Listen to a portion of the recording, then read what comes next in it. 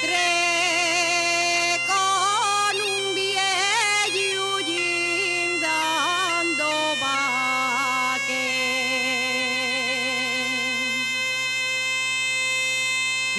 Yo como era tan viejo,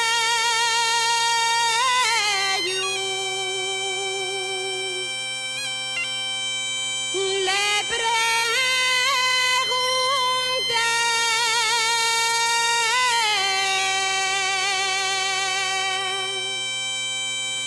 si quiere dormir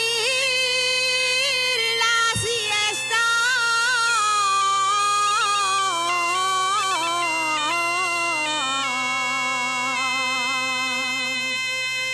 Yo daré.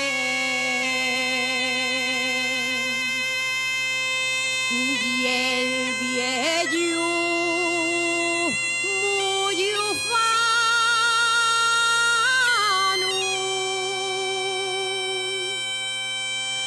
me contestó: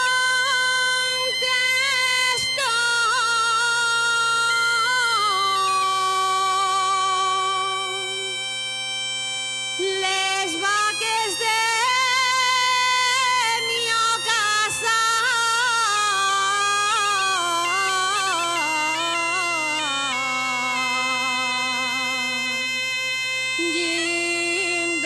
yéndoles yo.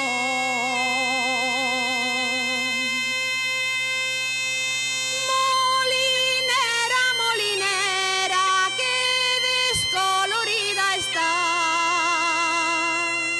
De